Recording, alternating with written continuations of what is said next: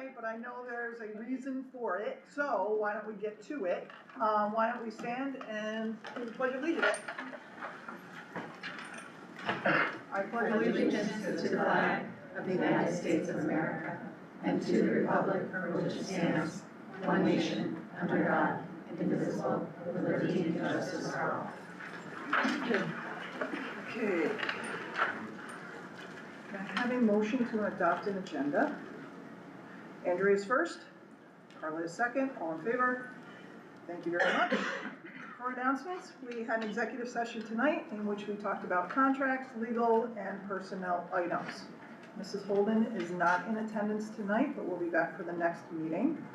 And Mrs. Stevenson, myself, walking in the third person, will be walking out probably close to 6:30. There is a Japan trip my son is going on, and I'm already starting to have a heart attack about it. But I'm going to go down and listen to what they had to say, and then I will return. But Mary Colleen Liberty will be stepping in for me as my vice president to take over if she needs. Okay. Yeah, all right. So you want me to just lead in? I'll just go ahead. I'm actually going with students first. Eric, Maddie, yeah.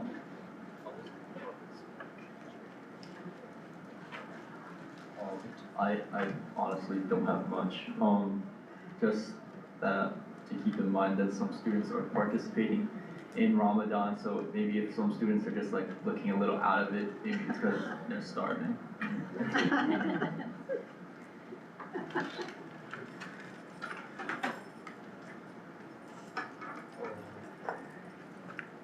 Hello. Okay. SFA is right now getting ready to help with the coffee talks that are going to be hosted next week on Tuesday, and we're assigning senators based on lunches so they can hopefully assist and help with the conversations flow and ask some great questions.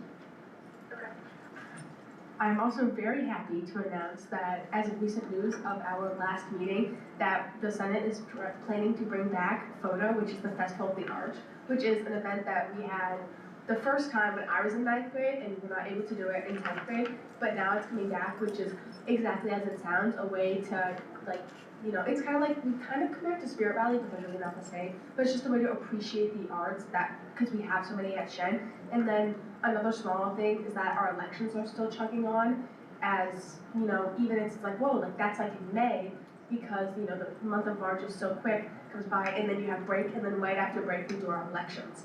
And then also that the Shen musical has, you know, the Natasha Pierre and the Great Comet of 1812, which is going to be next weekend, or no, next week I think actually, which is March 6th, 7th, and 8th. So you guys should come and buy tickets.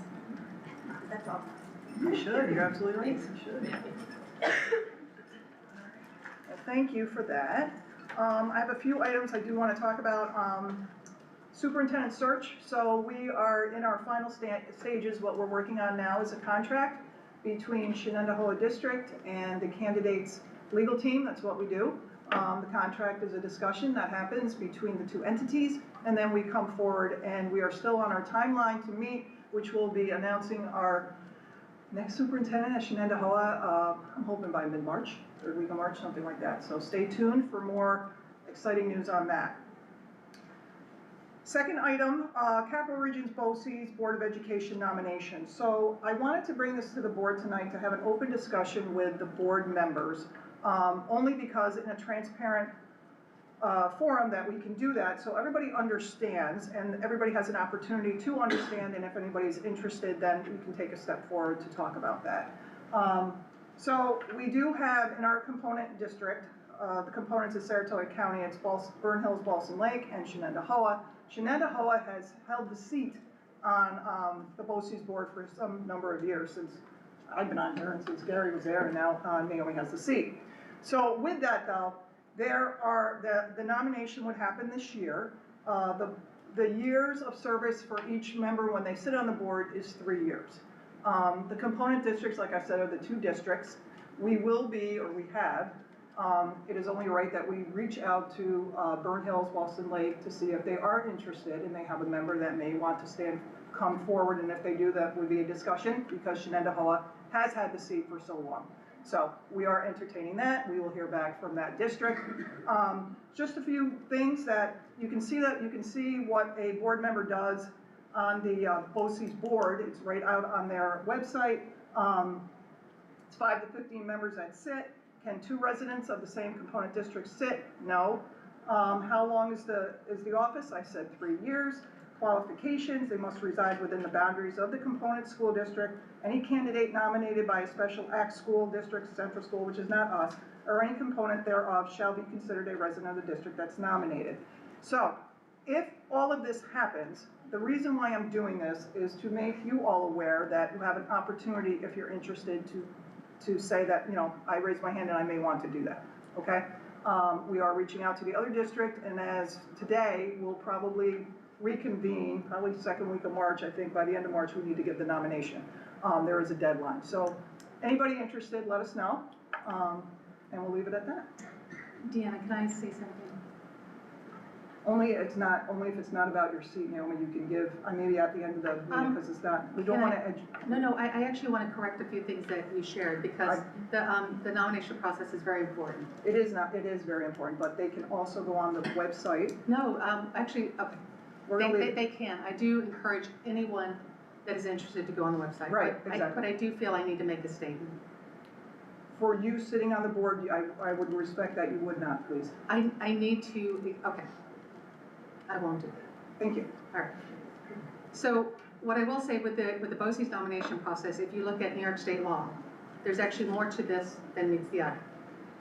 It is not, this seat, it's been a courtesy, it's been in the process, this is why there is a process, to try to keep that seat in southern Saratoga County, whether it's between BOCES or Shenendehowa. And Boston, you mean Burn Hills? I'm sorry, Shenendehowa and Boston Lake Burn Hills, correct, okay. But if you read the law carefully, and legal counsel has advised on this because others have challenged this, it can be held by any of the 20, and it can be. Challenging it, Naomi. No, sorry. I just wanted to be clear. It's also a 10-member board, it's not a 5 to 15-member board. Naomi, I was reading what's on the website. Let's just Okay. leave it, okay? I gave the information to the board members. It's important they know, and we will continue the conversation after. This was just an announcement, so the rest of the board has an opportunity to discuss further. But I think to be respectful to the process, you should, these are important clarifications. I'm not advocating for myself, I'm advocating for clarity. Naomi, it was just a statement to let everybody know that there is a nomination process, it's happening, it's an open process. Dr. Wilson Turner is reaching out to Burn Hills, Boston Lake to see if they're interested. This was just an announcement. This is not any more than that. We're moving on. Dr. Wilson Turner. So, good evening. So I'm going to start with some thanks that I have offered several times because it has been a winter. And winter does not seem to want to stop. Hence, we were delayed yesterday. However, I always like to make people aware, Shen is open all of the time. And so even over break, our staff is working tirelessly to make sure the campus is ready and able to be utilized. And so I want to thank our new Director of Facilities. It has really been baptism by fire, walking into snow. And our new Transportation Director, who started supposedly on Monday, but really started over the weekend as we made determinations about what weather would happen, what we would need to do about weather for Monday for school. So I want to continue to thank all of our staff that come in when the rest of us are not here to make sure that we are able to arrive at school on time or only slightly delayed and to move on with school. My superintendent's report otherwise is brief because we have a tremendous presentation this evening, which is why our audience is full, with some incredible leaders who represent their wonderful staff that they work really tirelessly with to ensure that we're able to meet and achieve our district goals. And so I'm going to open up that presentation and we are going to begin. Now, if you are new to this experience, this is a very robust presentation because we do a lot of really great work here at Shenendehowa in alignment with our district goals and objectives. And so what I will do is I will open the presentation and then we will have presenters from every level, representing every level, coming to provide more detailed information on how we're executing our district goals. So this is the actualization of our mission. It takes the key words of the district's mission and puts it into a graphic that will support everything that you will see this evening. And so you will see examples of how we're building self-directed civic-minded learners, how we're maximizing community partners, how we are leveraging and encouraging student voice and choice and their passion for learning, creating personally relevant learning environments, and creating equity and opportunities and outcomes. This graphic really conveys why we do what we do. And really, every time we talk about things at Shen, we try to get at the why. We are here to guarantee that students experience an inclusive experience. And I was remiss in not saying in my superintendent's report that many of us in this room last night were together late into the evening again, because we were at the PTA Council honorary life membership award ceremony. And we have people in this room who were honored because the theme, and I don't know if you heard it as many times as I did, was about creating inclusive environments where every student feels seen, heard, supported, respected, and has a particular opportunity to do such. And so congratulations to both Maddie, our student Senate representative, who received a reward for the high school, and a board member, Ms. Naomi Hoffman, who received an acknowledgement for her dedication and time over PTA, and has the PTA Council Scholarship named after her. So it's about creating inclusive experiences with our partners, and it's about creating diverse experiences that create both what we call windows and mirrors, where students see themselves and are able to see others, and to ensure that it is axiomatic, which I love that word because it means that it is a given. We make sure that it is a given that the student experience here, that their education changes what their outcomes are and allows them to realize their full potential. We are all very familiar with the Shen Learning Framework, and this undergirds most of Goal 2 around school and classroom practices. We keep students at the center of our why. You've often heard me say, none of us get to be here if we didn't have students that we were providing an experience for. And beyond our why is our what we teach, our curriculum, and our instruction, how we deliver what we teach, and our assessment, how well we know what we're doing when we're delivering instruction and curriculum to our students. And so you'll see that evidenced as well this evening. So I'm going to give a brief overview of each goal statement before we have presenters come up and then really provide you with the specific actions that we're taking this evening, or taking this year, to support our students and to ensure that we're actualizing our district goals. We have 4 core goal statements, the first of which is organizational culture and environment. And this brings together all of the things that we say are a foundation for anything that needs to happen in our schools. There's a saying that says, culture eats strategy for breakfast. And I agree with that every single day. You do not create the environment in which people can be successful. Any brilliant idea that you bring forward will not be as successful as it could be if it was planted in firmer soil in your organizational culture. And so you'll see that the essential objectives here focus on our continued work to promote equity, diversity, and inclusivity, as seen in previous graphics. Overall health and well-being, we say students have to be available to learn in order to be able to access learning, so they need to be present, they need to be social, emotionally, and have their mental health needs met, as well as their academic needs met.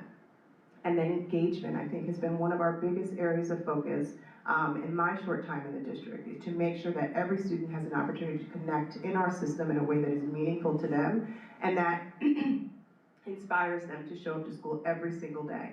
As exciting and alluring as we believe all of our academic efforts to be, we know that students connect with school in so many additional ways, and so creating those different engagement opportunities is critical, and you're going to hear about those this evening.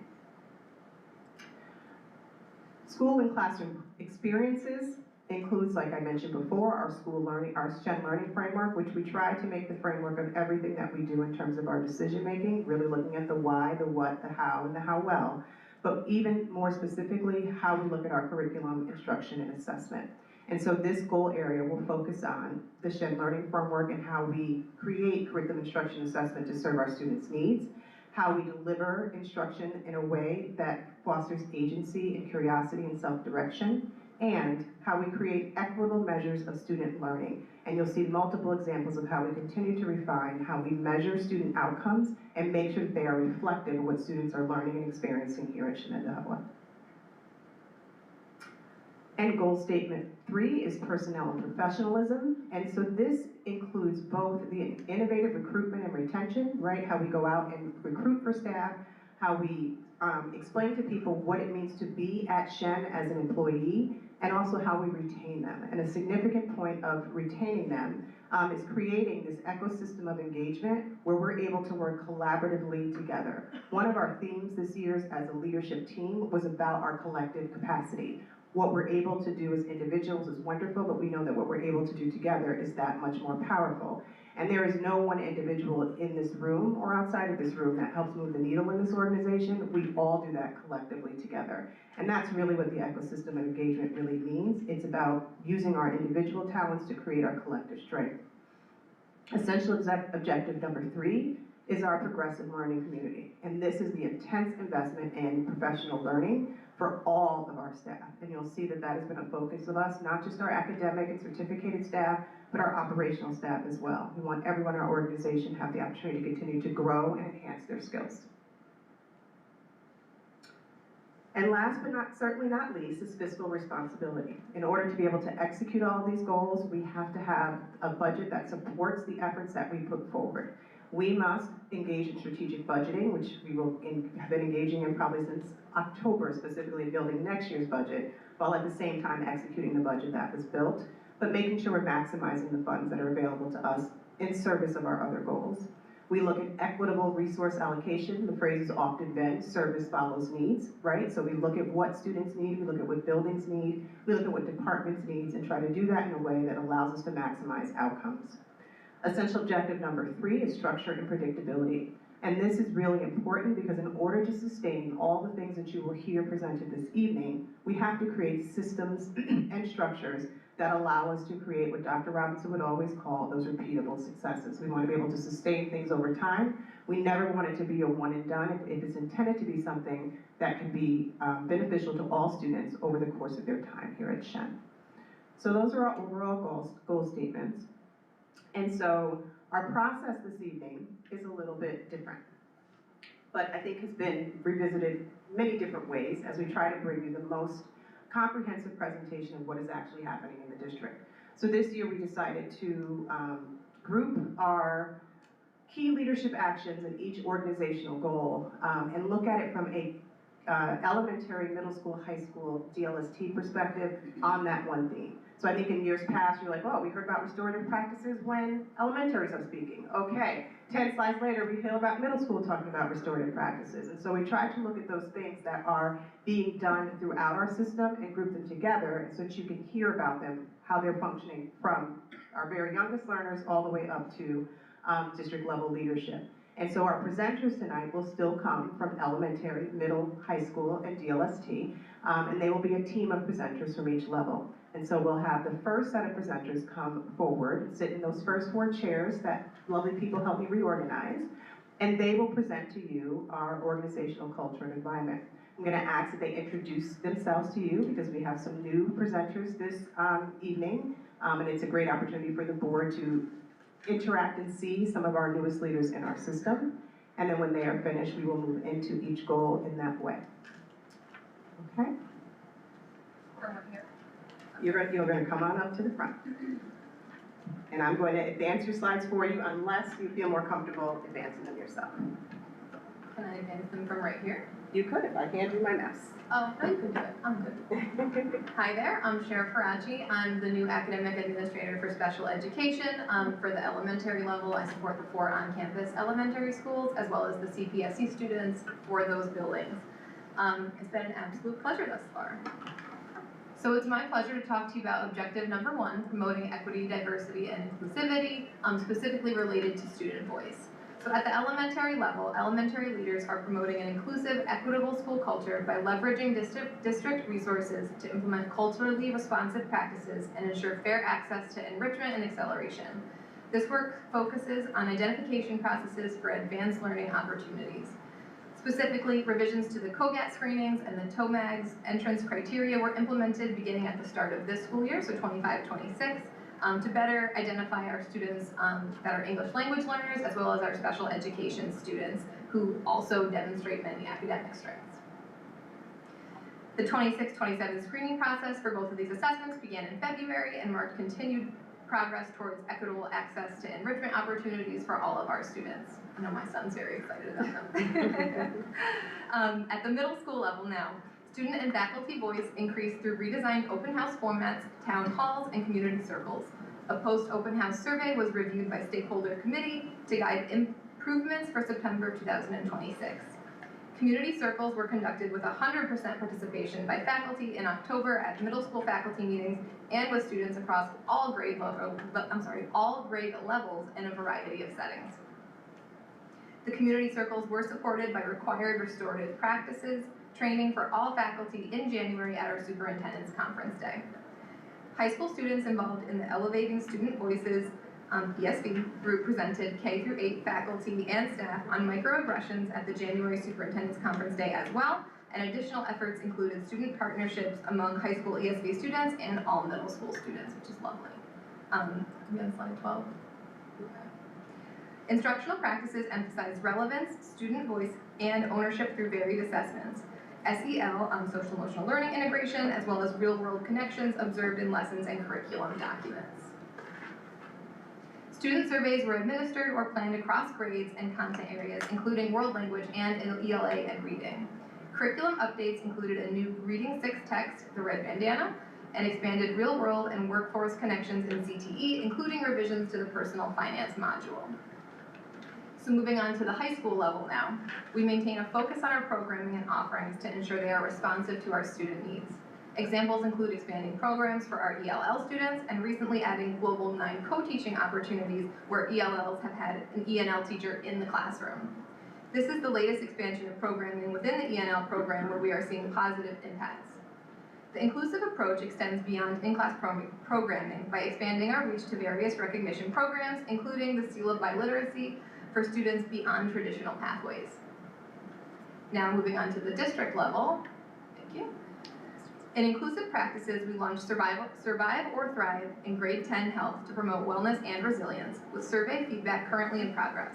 Restorative practice training continues for teachers, RSPs, and administrators alongside ongoing discipline monitoring, with the goal of decreasing suspension days, increasing restorative resolutions, and decreasing recidivism, which means repeat offenses.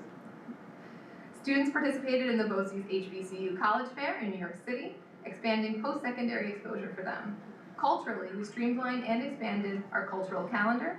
The EDI webpage has generated 293 visits and 934 engagement actions, while the district calendar page has surpassed 39,000 views. Our next step is student-created cultural observance videos to deepen our authentic engagement for our students. And that is all I have. And I'll turn it over to Phil Wenzel.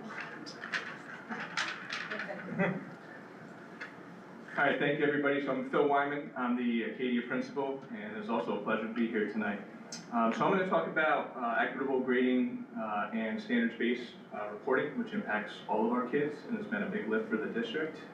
So our elementary schools have focused on supporting equitable grading practices with accurately reflecting student growth, diverse learning experiences, and standards-based reporting.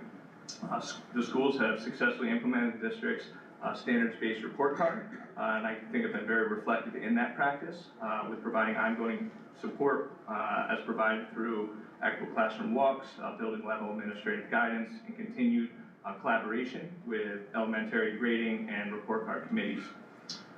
They've been able to refine resources, support teachers in equitable grading, and effective communication with families.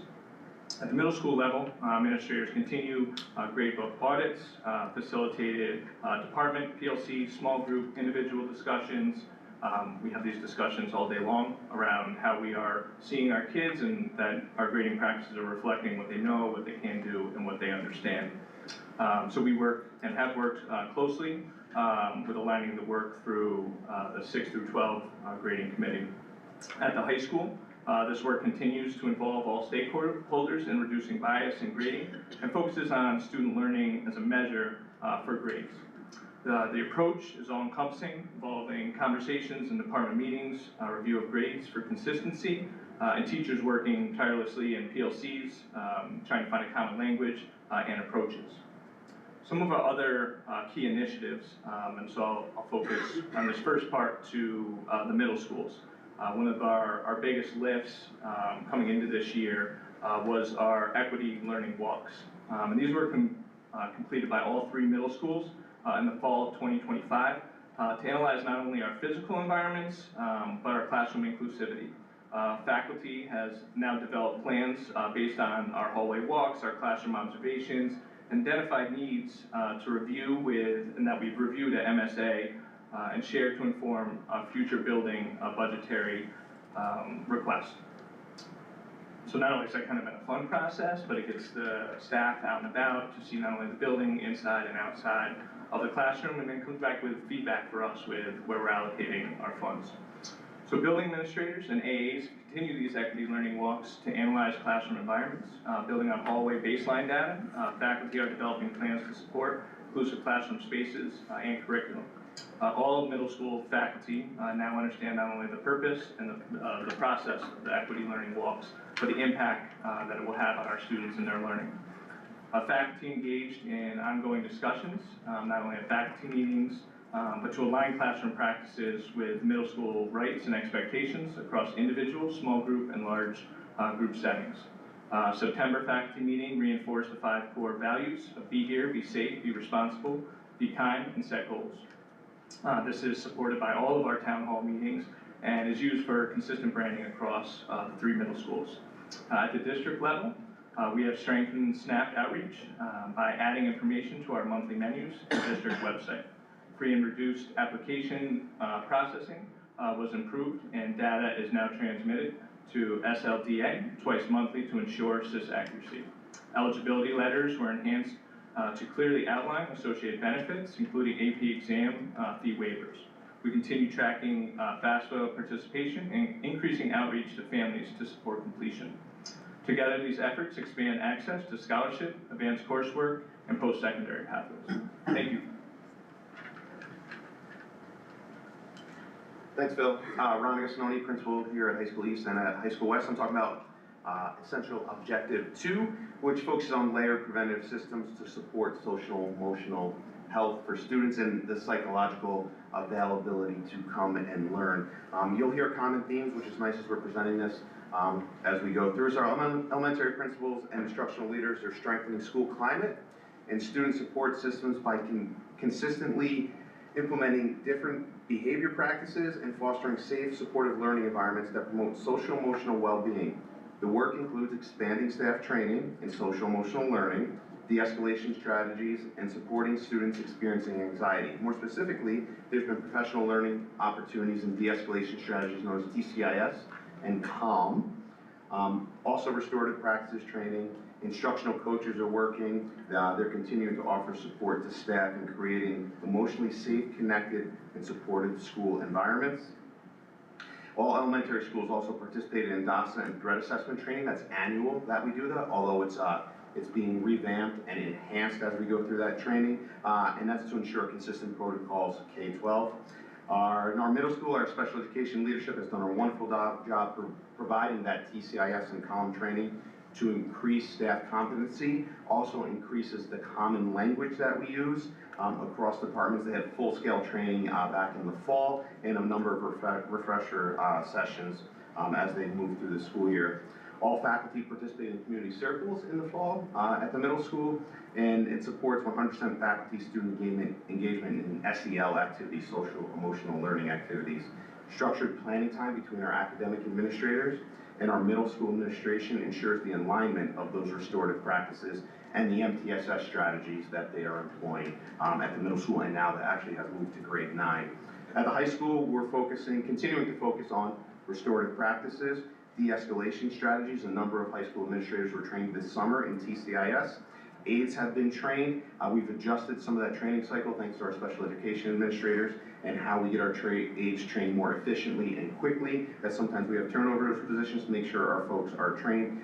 Through restorative practices at the high school, it's become a school-wide approach, kind of a culture. I'll give you a quick example. If we have students, maybe they don't meet the expectations we have for certain things, we've employed our assistant principals have worked with community service opportunities for them. So big shout out to our custodial staff because they'll be involved and work with students as they're performing community service, give back to the school in lieu of some traditional discipline. So that has really spread the idea of high accountability for students with high support.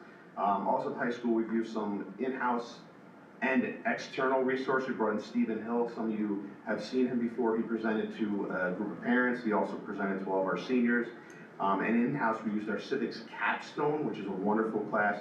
They've done a number of projects, but they brought in a sports psychologist to meet with a bunch of athletes. The athletic department brought in the Saratoga County Sheriff's Department.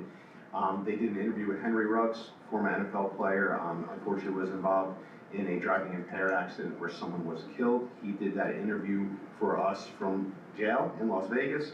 And also coaching Voice to Men has been implemented amongst our male teams and athletes as leaders amongst our female teams. DLST has done 2 suicide trainings that were held in October. 2 more are scheduled coming up here in March. At Superintendent's Conference Day, including 15 health and wellness workshops, which will have 285 staff participants. Threat assessment protocols were refined in collaboration with the FBI, and updated guidance and checklists were enacted, and we're actually doing a full-scale training with the FBI at some point this summer. Becky Carmen is scheduling that for K-12 building leaders on threat assessment, more of that common language. The Recovs grant, our district's done a great job leveraging those supports, and we're still using those funds, and we're tracking a ton of DASA and threat assessment to understand what the common themes are K-12 with DASA and threat assessment. Operationally, visitor awareness, which you use when you check in, collaborated with law enforcement to clarify some of those procedures, make sure they're consistent. You go from one building to the next, you're running into consistent procedures. A number of tabletop emergency exercises focused on mass evacuation. Cardiac arrest is a new one that we are focusing on.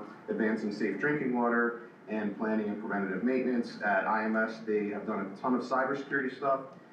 New email security platform, transition to new endpoint protection and managed detection and response vendor they are working with. Established a cybersecurity operations center partnership. Password protocols continue to evolve and will be updated this spring. And a ton of work on AI, responsible use of AI and AI policy. Jumping back to the elementary quickly, they worked on a process to log behavior referrals in a more consistent way to get a better picture of students as they move through the system. Also at the middle school, same thing, more consistent tracking of their referrals, academic integrity, cell phone violations. Staff PD sessions were held on Tier 1 interventions, which are happening in the classroom for familiar with MTSS. Academic habits rubric, there's been a draft of that will be coming out. That was sent to teacher feedback group. It's planned for later this spring. And at the high school, more of the same with consistent tracking of behavior referrals, not because we want to have a bunch of paper on students, but it tells us about the student and who they are.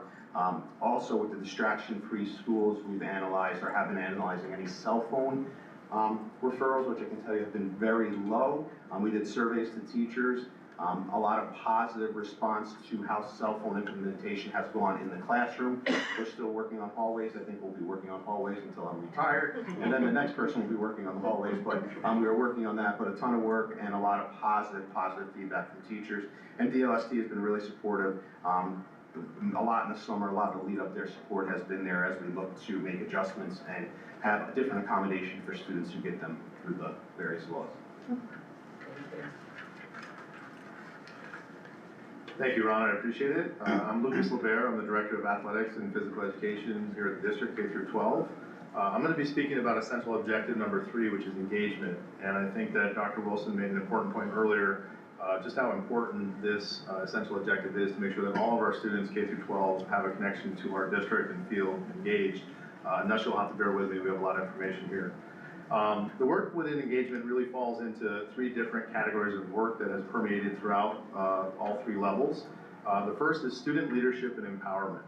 At the elementary level, they've begun by trying to create more and more opportunities for meaningful engagement to try to foster confidence, resilience, and a sense of belonging for our younger students as they start to begin their journey through our educational system. In addition to that, they've worked to try to create systems to track participation consistently, even at the elementary level, so that we can see our progress as we proceed through this year and future years.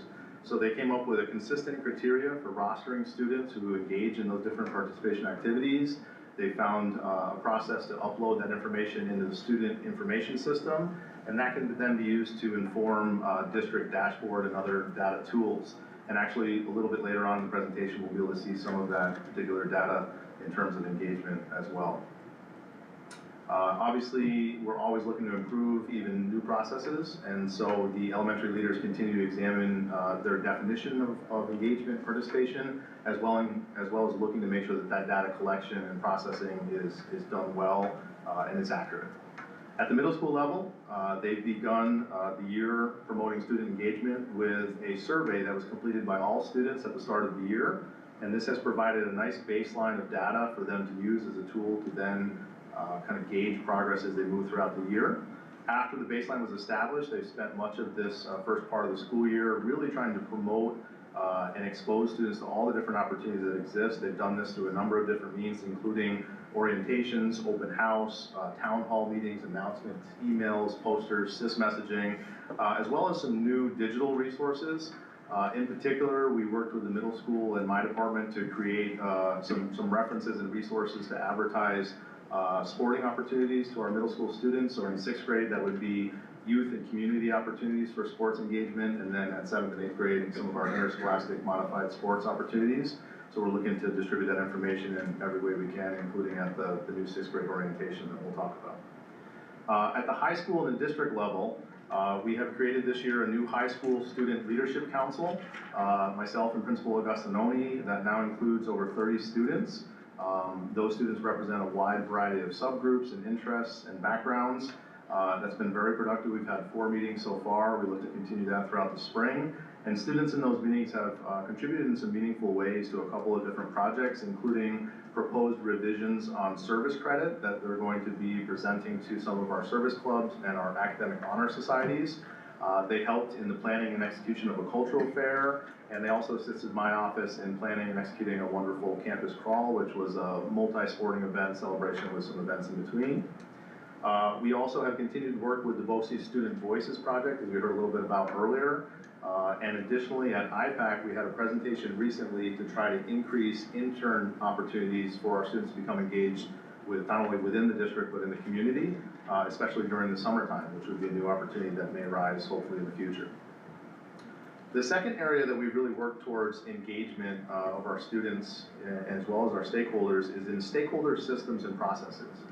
At the middle school, they developed a new open house format that was implemented to try to really increase meaningful connections between parents and teachers. Thankfully, the survey data that was conducted after that new open house system really indicated that both parents and faculty found the new format to be more effective. Some of the comments that were shared was that they valued the more personal connections, a better exposure to and insight into the curriculum, and the school environment, as well as a less stressful and kind of improved and more manageable structure. So that seemed to be positive feedback on the new open house format. At the district level, there's been a lot of work going on with engagement, not only for students, but for our faculty and staff. We have developed and implemented a new professional learning registration program called KickUp.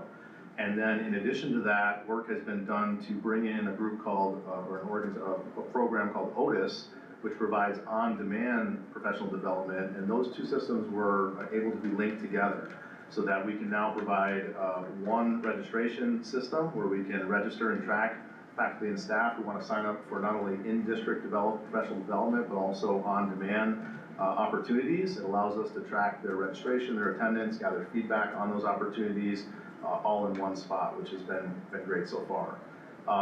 Chronic absenteeism is another goal that we look to combat, and we're happy to report that that continues to decline with improvements seen especially at the elementary and the middle school levels, but generally across the district.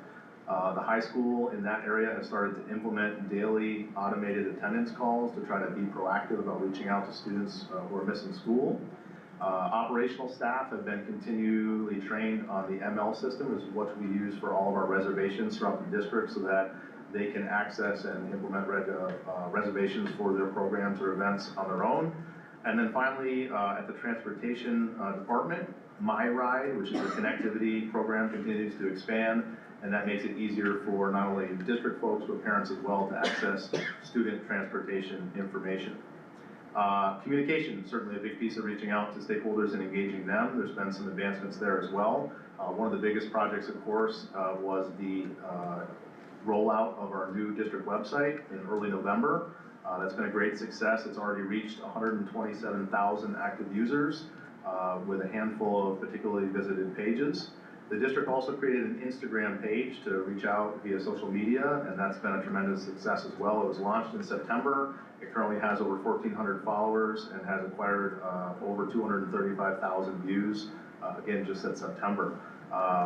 In addition, in order to increase transparency and communication, the district has started to release policy point summaries as well as board session summaries, and that allows our community and stakeholders to be able to access and get a quick overview and easy to read summary of some of the deep work going on both in our policy committees as well as here, of course, with the board.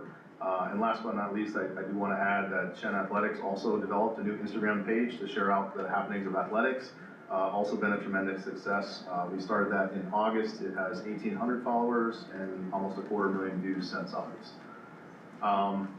In the middle school, they have developed a new 6th grade orientation opportunity that was offered to all incoming students to try to help them transition into the middle school with a smoother transition.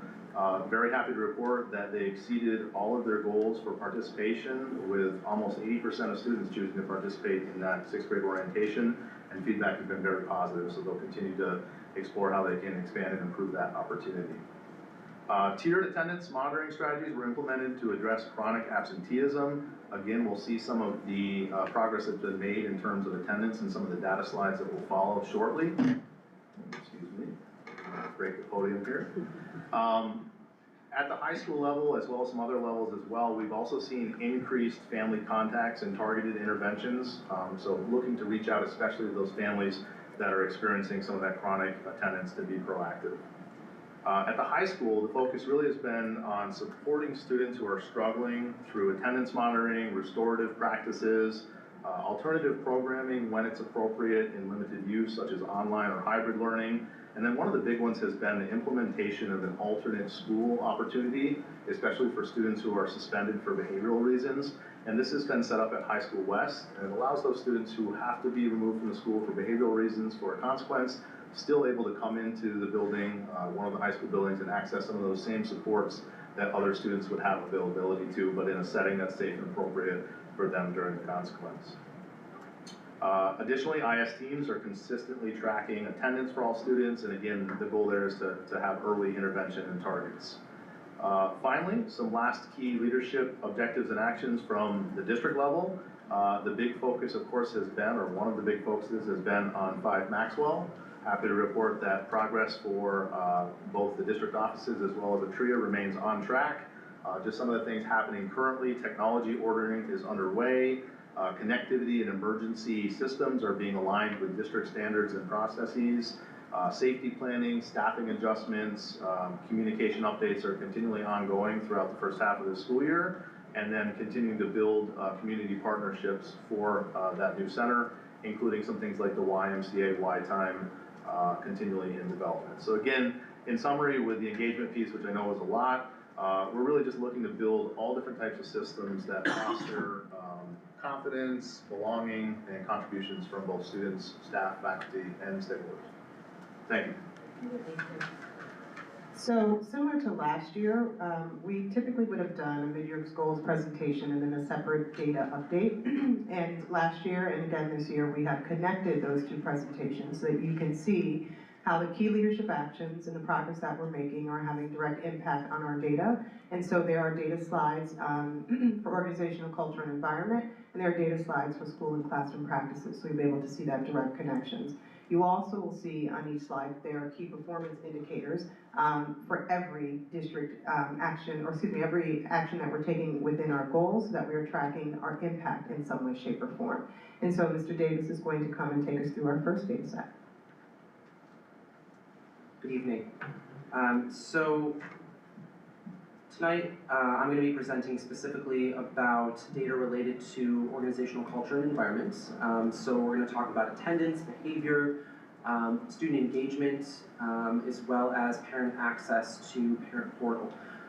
So first up is attendance. I'm really personally very passionate about this, and I want to emphasize that the trends that we're seeing in elementary and middle school are really positive, and we're starting to see those positive trends in high school as well. So you can see that there's been a marked decrease in the rate of chronic absenteeism. Those are the short bars on this graph. And then the taller bars on this graph represent average daily attendance. So at the elementary level, we're seeing pretty consistent, but on the uptick, about 95, a little bit higher than 95% of our students attend school on the average day. And this year, as of January 23rd, the 84th day of school, we had 11.3% of our elementary students who were considered chronically absent. So those are students who have missed more than 10% of the school year, up through January 23rd. At the middle school level, our average daily attendance is hovering right around that 94.5%, but again, an increase this year to 94.7%. And our chronic absenteeism rate at the middle school this year, again, as of January 23rd, is at 13.9%, which is a pretty big decrease from what we saw in 23-24 and 24-25. And then we get to the high school. So at the high school this year, let me back up, sorry. We have an attendance teacher who focuses specifically on our elementary and middle school families. So her job is to develop relationships with parents and students who are struggling with chronic absenteeism. She makes hundreds of home visits every year. She has a district vehicle that allows her to transport students to school when needed. So we attribute a lot of the improvement in our chronic absenteeism rate and average daily attendance to that work that has started as a result of the RECUBS grant over the last couple of years. And while we don't have that service at the high school, we are still making efforts to address chronic absenteeism and ADA there as well. So in particular, this year the high school implemented attendance automated calls. And essentially, if a student is absent from first block at the high school, their parent will get an automated call or text message, depending on the preference they've set up in SIS. And we have started to see the impacts of that. So I actually just pulled the high school's data as of today, the 105th day of school, and we have seen now a decrease in the high school's rate of chronic absenteeism year over year of over a percentage point. So at the beginning of the year, as you know, I track this data monthly.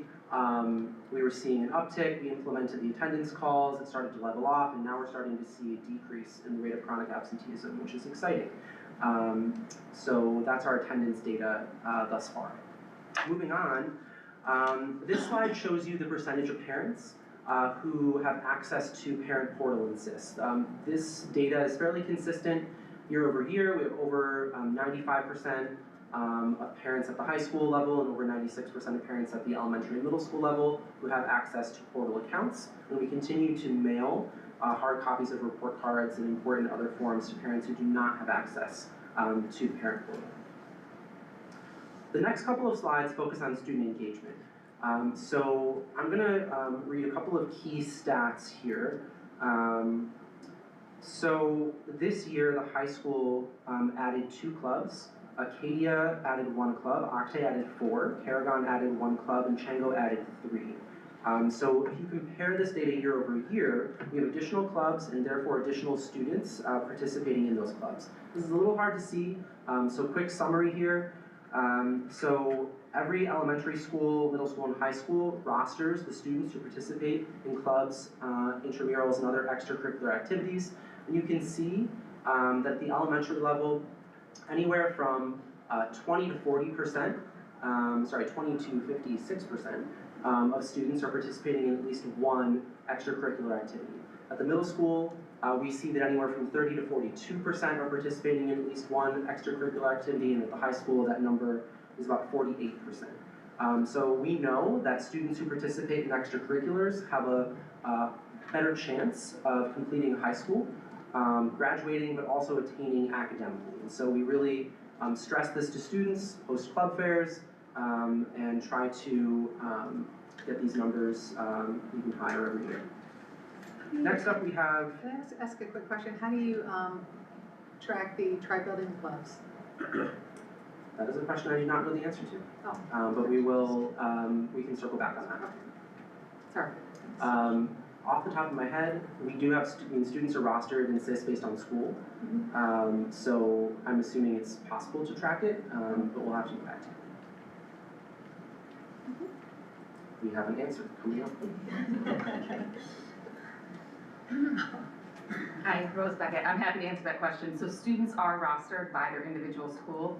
So the clubs, whether it's a tri-building club, an Acadia club, Gowanna club, Coda club, students are still rostered in there. So that data includes the students that are involved in a club within the school, whether it's a tri-building club or not. Fantastic, Yes. thank you. Thank you, Rose. Okay, next we have athletic participation. So again, this data is pretty consistent year over year. At the middle school level, roughly 14 to 15% of students participate in fall sports, and then roughly 7 or 8% participate in winter sports. And at the high school, 21% of students are participating in fall sports, and 17% of students participating in winter sports. So again, a couple key stats. One additional team has been added at Acadia and Coda, and the high school has the same number of teams as previous years. So next we get into behavior data. So you'll see here that this data is pretty consistent at the elementary level, but we do see increases at the middle school and high school level. And the explanation for that is that the middle school and high school have been focusing this year on better tracking lower level infractions, or LLIs. So those would be things that perhaps in past years would not have counted as a referral, but we're trying to do a better job of tracking those incidents that, students are not getting suspended for these things. They may meet with an administrator as a result of them, but it is those, smaller offenses, things like tardies or something of that nature, that otherwise would not have been in CIS previously. So that is the explanation for what you're seeing there as an increase between 24-25 and 25-26. But we're happy to report there's been a decline in the long-term suspension rate at both the middle school and the high school. If we go to the next slide, we can see that monthly behavior trends are always interesting to look at here. So we can attribute this to a few things. At the beginning of the school year, there's fewer referrals, right? And then as students get more comfortable, things ramp up. There's always higher referrals in months like October because there's no school breaks. And then in months like February and April and December, there's a lower number of referrals because there's just fewer school days. But as a former building administrator, I know that when it starts to get warmer out in the spring, you see an uptick again, and then things fall down back to baseline in May and June. So we look at this data to try to support students better, but it does tend to follow a pretty consistent pattern. So next, you've heard a lot about restorative practices at the board table here for the last several years at Shen. Again, this is an initiative that I'm personally passionate about and excited to share with you that we are using restorative practices as a district at high levels. So this year in 25-26, again, as of January 23rd, there have been 146 behavior incidents in CIS that have been responded to in a restorative manner. So that includes community service, mediation, a restorative circle, a reentry conference after a suspension, and 162 different students have been touched by those formal restorative responses to discipline incidents. We don't track in CIS informal restorative responses or proactive uses of restorative practices such as circles or restorative conversations that teachers, counselors, and administrators have with students, there would be numerous additional incidences versus what's reported here. So we're excited to see the trend is that the use of restorative practices is increasing at both the elementary, middle, and high school level. All right, thank you. Thank you, Mr. Davis. And next, we'll have our presenters for school and classroom practices. And again, I'll ask that you introduce yourself and your role as you come forward.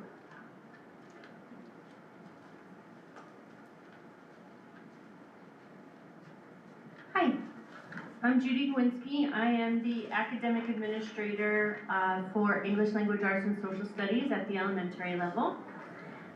Today I'm going to talk about the essential objective number 1, the Shen Learning Framework and Programming, specifically the instructional pacing and alignment. You were until I touched something. Right. Does anybody know a good joke? I certainly don't. That was a good joke. All right, let's see if it's say, oh, right. He's coming. I got it. Oh, there we You go. know, I like to be taught to fish. Just need to block that. All right, so instructional pacing and alignment. At the elementary level, elementary leaders and instructional coaches are focused on ensuring consistent, high-quality implementation of district curricular resources that are aligned to the Shen Learning Framework. Instructional supports have included, but are certainly not limited to, literacy learning walks, learning labs, and targeted one-on-one and small group coaching in Haggerty, Geodes, and Wisdom. Specifically for the learning labs and walks, all 8 buildings completed their first round in November and December. During these learning walks, building leaders, academic administrators, instructional coaches, and grade level teachers work together to identify an area of a lesson that they would like to plan together. Once they plan together, they go off into a classroom right within the buildings and they demo the lesson, either by the classroom teacher, the academic administrator, or the instructional coach. After the lesson, we go back together and we debrief, we talk about instructional best practices, and we discuss next steps into supporting the teachers in those areas. Our second round of these learning labs actually just started the week before break, and they will be completed as of March 25th in the remainder of the buildings. Additionally, instructional look-for documents were developed and shared by the academic administrators alongside leader professional development in the science of reading, specifically in the what happens in your brain while you learn how to read and what instructional strategies can be used to support that learning in all of our students, along with math identity and fluency. At the middle school level, all content areas continue to revise curriculum maps and develop high-quality common assessments aligned to the Shen Learning Framework. Assessment results are reviewed in PLCs to support progress monitoring and instructional adjustments. Work also includes increasing student participation in IEP annual review meetings through self-determination assessments and strengthening real-world learning opportunities. Career connections have expanded through CTE programs, including guest speakers and workforce exposure. For example, dietitian, baker, welding, and VR experiences. The personal finance module was revised to enhance financial and consumer literacy, with guest speakers from Sunmark providing authentic financial and career insights. All middle-level school social studies teachers have completed part 1 and 2 of the Writing Revolution, which is training to increase writing instruction and rigor across the content areas. At the high school level, their work under the Shen Learning Framework has focused on alignment and responsiveness. They've completed an audit of current courses to ensure they are rigorous, relevant, and aligned to today's standards and students' needs, while also introducing new offerings to expand the pathways. DLST in physical education, they drafted K-12 curriculum planning documents, finalized specialized secondary course guides, and developed a special education adaptation resource. A late winter writing day is scheduled to publish these materials. In health education, they evaluated middle school scheduling, conducted an HIV and AIDS curriculum gap analysis, and updated AED and CPR curriculum to meet the mandates. In counseling and college and career readiness, they reviewed the career education curriculum and potential revisions that are targeted for the 27-28 school year, and are reviewing Naviance while exploring alternatives. AI literacy lessons have been implemented in grades 3 through 5 with an emphasis on ethical use, and the elementary counselors continue implementing Tier 2 and 3 second step lessons to strengthen readiness for learning. To continue in this essential objective is... Hi everybody, I'm Rachel Mann. I'm the Academic Administrator for Middle School Special Education. So, to continue in essential objective number 1, we are going to talk about the MTSS process. The elementary level is working to emphasize and strengthen the tiers 1 through 3 in instructional practices. ENL has done rotations with the ENL Academic Administrator. All elementary schools have participated in district level summits and have ongoing professional learning to support the consistent curriculum implementation. At the middle level, professional development and instructional collaboration time has been provided to support tiers 1 through 3 in both academic and behavioral resources. Teachers have identified different essential skills, developed goals, and created IXL quizzes to support their curriculum through curriculum days and PLC work with their academic administrators. Professional development has focused on the progress monitoring and intervention processes at all of the different tiers. At the high school level, the high school has launched a 9th grade MTSS process.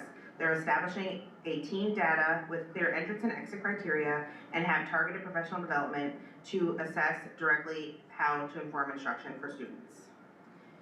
In other key leadership actions, at the elementary level, the elementary is expanding enrichment programming to support the transition to the full day kindergarten and leveraging AI to enhance standard-based teaching and learning. Collectively, these efforts are designed to ensure instructional coherence while remaining responsive to the diverse academic and social needs of all students. An enrichment specialist was hired, and a year 1 curriculum plan was developed focusing on LEGO science with intentional modifications for the students that are in the FSD and ISD program. Progress has been made in strengthening enrichment and specialized programming for our students. The ENL and the special education academic administrators are collaborating to plan supports for twice exceptional learners to align pacing expectations within programs. The kindergarten teachers have received Great Minds training during the January Superintendent's Conference Day to support the shift to full day programming. Additionally, all buildings' AI coordinators have completed an AI rollout training for faculty and supporting the effective integration of AI into the standards-based instruction. At the middle school level, the middle school has done a comprehensive review of all special education programming, including connections, integrated academic skills, ENL supports, co-teach, and consultant teacher. We are underway of ensuring that there is consistency, equity, and alignment for all students across the 3 middle schools.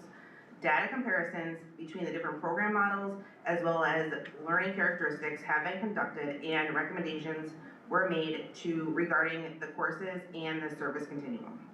The Connections teachers in grades 6 through 8 completed 2 curriculum days to really target and pull apart the standards in the areas of math and ELA, and there was a 6-12 continuum day for Connections teachers where we really looked at all the students 6-12 and the learning characteristics in that program and how we can strengthen the program.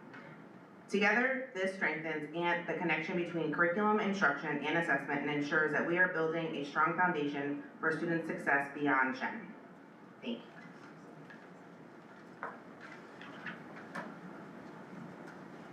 Good evening. My name is Maddie Wright, and I am the Academic Administrator for World Languages 7-12 and for English as a New Language, or ENL K-12 for the district.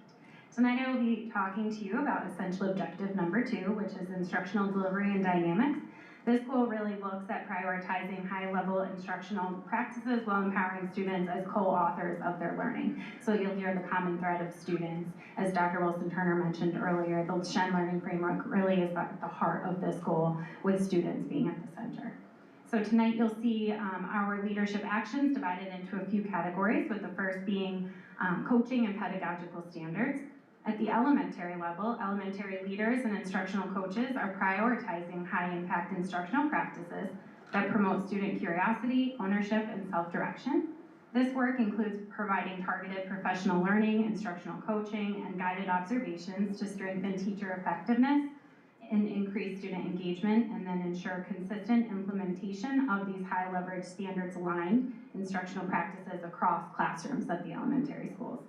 This fall and winter, there were elementary summits completed with a focus on high-leverage instructional practices, including faculty sessions in all buildings that were centered on the numeracy briefs. Professional learning in the literacy framework was delivered as well through focused, bite-sized science of reading sessions addressing encoding, handwriting, and evidence-based literacy practices. Student-centered instructional approaches were expanded through building thinking classrooms book studies and targeted one-to-one coaching to increase that student self-direction that I mentioned. Strategic coaching efforts included intensive support for new teachers and special education staff as well, particularly in the area of implementing wit and wisdom and core instructional standards. Reflective practices were strengthened as well through teacher-led video analysis of instruction and targeted learning walks that Judy was mentioning, to monitor the application of science of reading and active learning strategies that were part of the professional development sessions. Equity-driven instructional practices were reinforced through E&L co-teaching sessions. So this was the first year we were able to offer professional development and co-teaching for our E&L teachers and their co-teachers. So they participated in a multi-series professional development with our district E&L coach to really enhance the classroom experience for our Ls. We also have implemented new L profiles in Intervention Compass to streamline the software used to collect data and look at data and ultimately translate that data into instructional decisions for our Ls. We do have E&L rotations that Judy mentioned as well that happened at the elementary buildings, where building administrators, E&L teachers, classroom teachers were able to communicate and have a conversation about the Ls and take a look at their profiles and data to make appropriate decisions in terms of their instruction. At the high school level, the focus on instructional delivery and dynamics has centered on empowering students as well, and really looking at students as active drivers of their learning. So at the high school, we are advancing curriculum map development to ensure coherence and clarity, engaging in equitable grading conversations and gradebook audits. So these gradebook audits and grading conversations occurred across academic departments with academic administrators, really looking at our grades. Are they reflective of student learning, and really being transparent with the students so that they can make decisions for themselves, again, focusing on the student as the active learner in that classroom. And lastly, at the high school level, we have been focusing on deepening secondary literacy practices across content areas.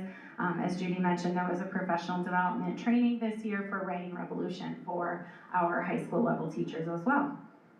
The next bucket, as I mentioned, there are a couple of different categories in this goal. The next one is AI and technology expansion.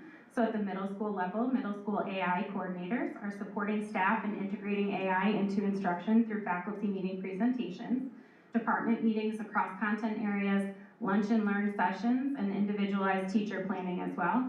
These opportunities highlight best practices and classroom-based applications of AI. At the high school level, we have also expanded professional development around AI, moving from teacher use to thoughtful student use. So again, really enhancing learning opportunities through the use of AI in a way that allows the students to be those drivers of learning. At the district level, enterprise Chromebooks were issued to all middle school teachers and 40 elementary pilot teachers. Interactive panels are installed in all secondary classrooms, and in about 75 to 80% of elementary classrooms should be achieved by the end of April. Technology planning for 5 Maxwell continues to support the design of a model early learning center. And then lastly, our AI coordinators have been an integral part in continuing the training efforts in terms of training staff on using Magic School, Google Classroom, and Canva, just to name a few. And they also have been helping coordinate professional development on using Magic School AI for differentiation and feedback in the classroom, which has been a wonderful opportunity for our students. The last bucket would be other key leadership objectives. So at the middle school level, a group of stakeholders has been meeting this fall to really analyze academic programming at the middle school, looking at the master schedule and the alignment with NYSID regulations, including Part 100 and Part 200 and Part 154 regulation, really taking a look and making sure that all of our students can access unified arts and all of the supports that they may need, regardless of any specialized program that they might require. So we have also been looking at data. A significant number of data sources were compiled with relation to students in special support programs, and we've been taking a look at that to see where our students might be missing out, and then we are exploring possible adjustments to the schedule based on that information. So that's been a large lift this year in ensuring equity in outcomes. There has been significant professional development occurring at the middle school level with relation to literacy practices, so really taking a look at reading at the middle school level. Special class reading and Tier 3 reading skills teachers were offered targeted professional learning. A Tier 3 ELA teacher completed a letters training this fall, and that really is looking to strengthen specialized reading instruction for students who have intensive reading needs at the middle school level. At the high school, we are looking to elevate student voice through department surveys and E&L focus groups. So those were held this January. We had almost 50 English language learners come in and participate in focus groups, again, to ensure that we are translating our data into real information to make instructional decisions and improve the school and learning experience for all students. And then lastly, at multiple levels, we really have been taking a look at the new proposed academic integrity and AI policies, which will be moving through a review to the District Policy Committee in March. An implementation timeline and communication plan are in place, supported by ongoing professional learning. Updates to the academic integrity policy were shared and reviewed with staff through meetings and departmental discussions. They then were asked for feedback, and that feedback was cross-referenced against the draft policies, which are now in a finalized form moving to that policy review committee for review. So at the end of the day, we remain focused on high leverage instructional practices that foster curiosity, agency, and self-direction for student learners. Thank you.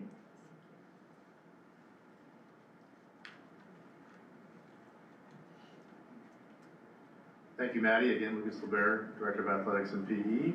I'm going to be speaking to the third essential objective, which is equitable measures of student learning.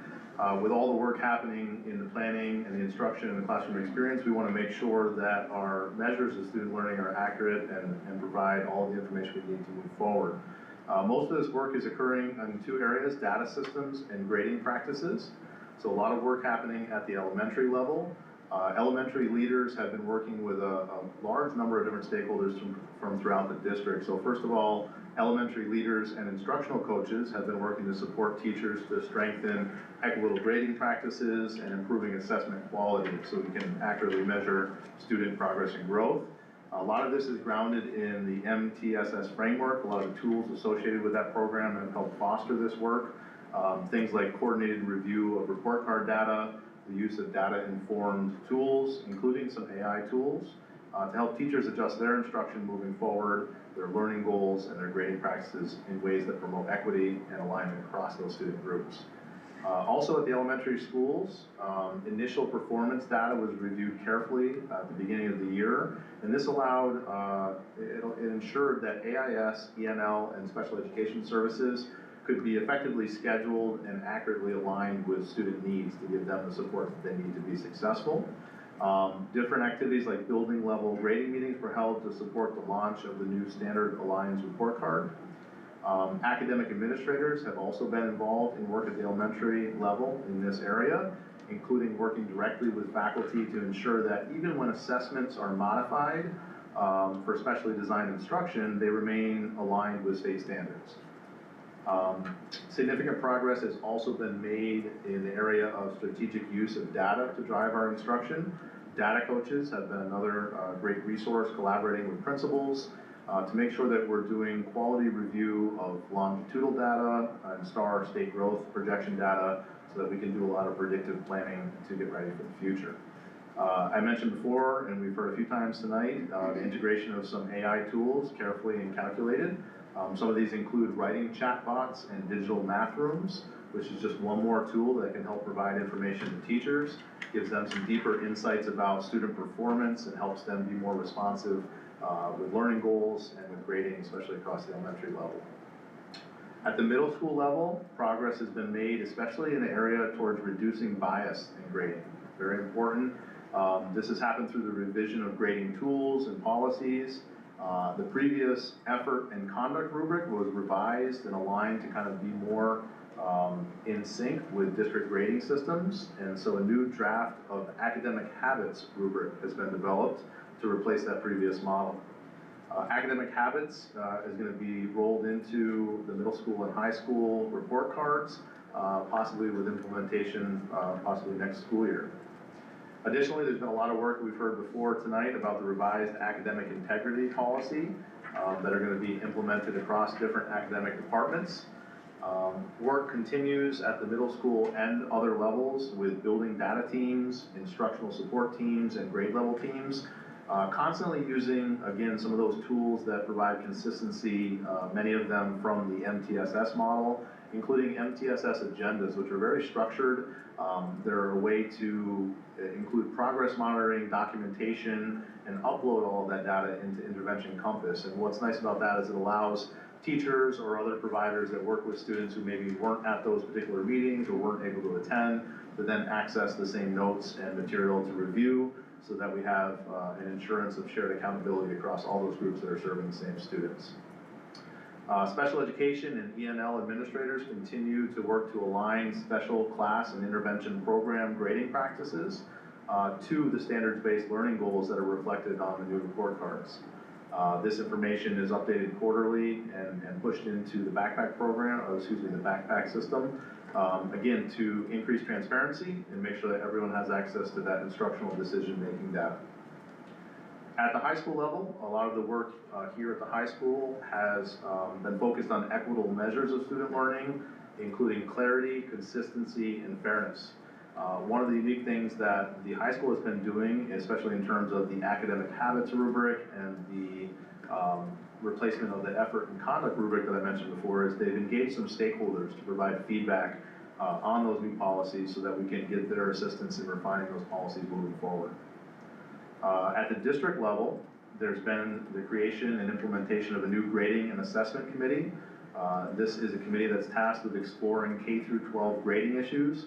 Just a few examples of those would be grade floors, as well as how we include regents grades in final grades, as well as some other topics. And the goal is to make sure that we're always taking a look at those broad practices that expand themselves across the district, so that we can make sure that they're equitable and in line with best practices. Standards-based learning alignment with the report cards continue, alongside examination of special education alignment between IEP goals as well as grade level standards. So again, making sure that when we're providing additional supports or making modifications that students need and deserve to exceed, to excel, that we still keep those in line with the standards that we have for all students. In the next section of slides, we'll provide some information and some visualization tools, especially related to student grading and analysis, including STAR data, core and non-core grades, standards analysis, and AIS. Thank you.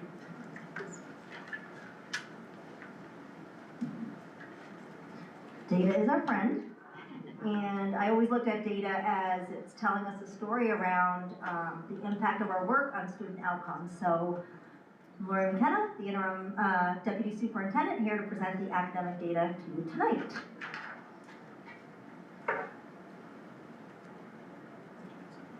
So this slide in front of you represents data from our universal screening assessment, STAR Renaissance. And as you can see, all students in grades K through 8 are screened 3 times per year. The current levels of student proficiency in the winter are compared to that of the fall. And you'll see up on this slide that the first 2 columns on this slide represent early literacy. And early literacy is given to all kindergarten students and is inclusive of literacy and math. Depending on their fall scale score, first graders take early literacy again in the winter, or move on to reading. As is typical, we see the percentage of students scoring in the green or proficient increase from fall to winter, while those in the red and yellow or at risk decrease. And what this data confirms is that our Tier 1 instruction and our MTSS processes are functioning as intended, and that's a good thing. This next slide gives us a look at student growth percentiles, or you may hear us say SGPs. And these are calculated by comparing all students who took the assessment to their like peers within the same testing window, same grade, level, similar performance, and then ranking growth as low, medium, or high. It's important to note here that just because a student demonstrates low growth, it doesn't necessarily equate to low proficiency or achievement. So low growth does not equal low achievement. We use this data to identify acceleration needs, identify intervention needs, and adjust instruction. This growth analysis also strengthens equitable measures of learning.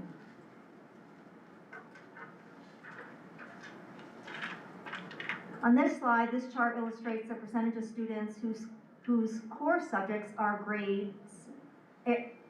our core subject area grades when average fall into the 4 buckets seen in the top right-hand corner of this slide.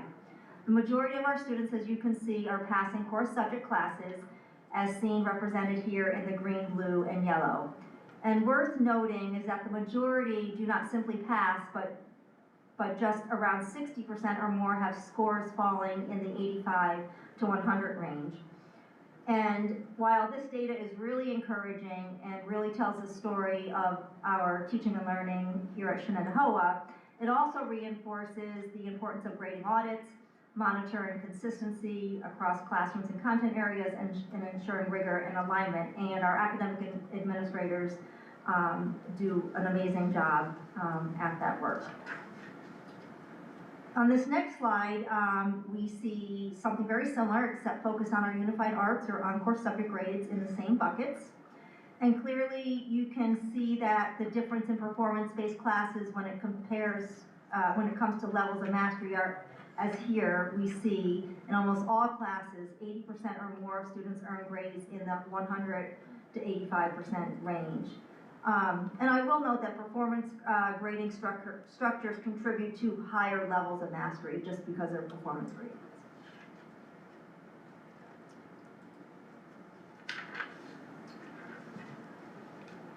So someone mentioned in the last set of presentation slides that new this year, really exciting, that we rolled out a standards-based report card at the elementary level. And so what this shows is our baseline year for standards-based reporting. You'll see here an illustration of content area standards combined by proficiency level for grades K through 2. Notice that the very large swaths of yellow and green, which is proficient, versus the orange and red, not proficient, which guide targeted supports for our students. To be noted here with this data, we now have a baseline for social emotional learning, which is really exciting as well. When you look at those standards or competencies as they are referred to, one can clearly see them grow from one grade level to the next. And baseline data, and so next year it'll be really interesting, or even from trimester to trimester, to see the growth and improvement across the grade levels by standard. Here you'll see something very similar, except focused on content standards combined by proficiency level for grades 3 through 5. Again, continued strong proficiency bands. This provides more granular insight into standards mastery and allows the MTSS alignment directly to standards rather than just averages or grades.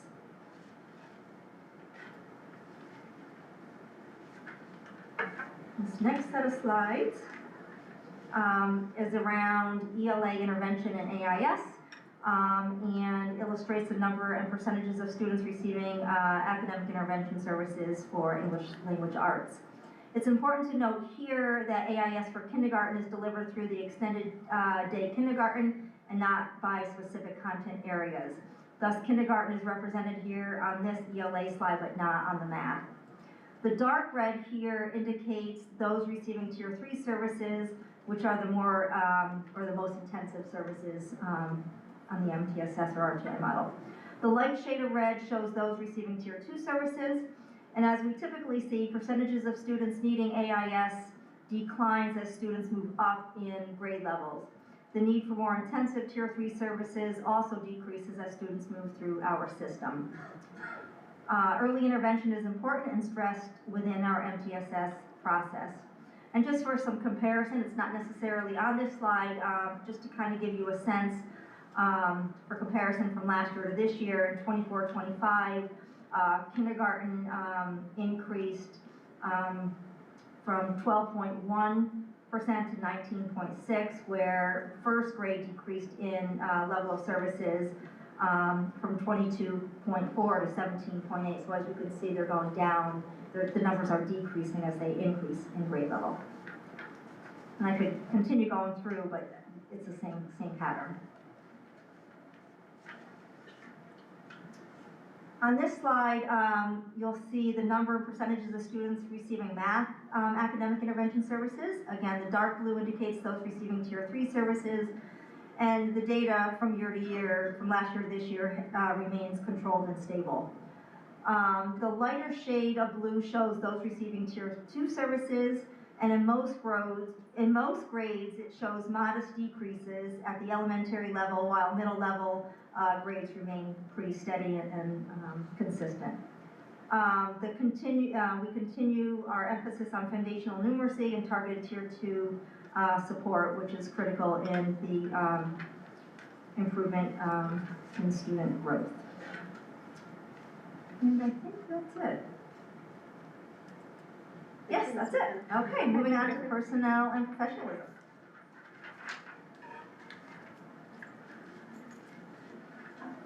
So as our next group comes up, I'll remind you just to introduce yourself and your position. Okay, good evening. I'm Kathleen Strangis. I'm the principal of Octave. And tonight I'll start with our essential objective number 1, innovative recruitment and retention practices. We know this is very important to our system to make sure we hire excellent staff. The first part talks about the pipelines for aspiring educators. So at the elementary level, elementary leaders are focused on strengthening the pipeline of future educators and leaders by expanding hands-on learning opportunities within our school system. This includes deepening partnerships with colleges and universities to host student teachers, interns, and administrative interns. Elementary schools have welcomed multiple aspiring educators through established partnerships, including 3 student teacher interns from SUNY Albany, placed at Octave, Shattuckon, and Orangen, as well as 26 student teachers from the High School West Shen Early Childhood Education Program. Always so sweet to see them come back to their home schools, so excited to enter our field, and so honored, their teachers are so honored to greet them as well. A collaborative partnership with SUNY Albany has also been established to share information about special education programs with the goal of recruiting graduate students for special education internships. Planning is underway for a proposed 16-week pilot internship program during the 26-27 school year. Our high school is also actively engaged in strengthening and succession planning to ensure we attract and retain the highest caliber of educational professionals. This work focuses on 3 core areas. So college partnerships again, forging stronger relationships with local colleges, which allows us to engage with future educators early in their careers. We participate in mock interview programs, so they've specifically initiated a partnership with SUNY Oswego, where their students participate in mock interviews. This is a mutually beneficial endeavor that provides real-world experience for the candidates while allowing us to identify promising talent. Early applicant recruitment. For anticipated openings, we are implementing a more proactive early applicant recruitment strategy to secure candidates well ahead of the traditional hiring cycle. And then in terms of checking in, once we have the staff and onboarding our new staff, elementary schools are also building internal capacity by increasing veteran staff participation in mentorship roles. In addition, leaders are working to improve staffing systems by increasing awareness and effective use of the school front platform to streamline hiring and onboarding processes. Progress has been made in streamlining staffing practices with increased use of the school front platform for new postings and onboarding. New staff members are participating in onboarding sessions led by our human resource department and as well as special education administrators, supporting greater consistency and efficiency in the staffing process. And now on to middle school. Hello again, Rose Beckett, Coda Middle School. So at the middle level, building principals are conducting quarterly check-ins with new employees using a consistent try-building agenda. Academic administrators are meeting regularly with new teachers to support curriculum, implementation, and grading practices. Mid-year check-in meetings are also held with new aides and monitors. Meetings were conducted with eligible tenure recipients to review portfolio expectations and clarify the tenure process. Other key leadership objectives include aid and monitor training. Special education academic administrators and assistant principals are increasing staff readiness through both pre-service and onboarding training. Monitor and aid meetings are being used to deliver professional learning, including de-escalation strategies and restorative practices. All school monitors and several aides have been trained in restorative practices, and we are expanding the staff capacity to support all of our students efficiently. At the DLST level, an essential objective is innovative recruitment and retention. In a competitive labor market, we must strengthen the district brand and make it easier for top talent to join our team. At the mid-year mark, we have launched targeted recruitment strategies specifically for our transportation department, collaborating closely with communications and BOCES. Simultaneously, we are removing administrative barriers by digitizing our workflows. This includes moving the civil service applications and substitute systems, the access to both of those into automated formats, allowing us to onboard critical staff more quickly and effectively. Hi, I'm Jen Lee Alden. I am the class assistant principal for grade 9 at High School West. I'm speaking with you about the essential objective number 2, the ecosystem of engagement, specifically with collaborative success and shared knowledge.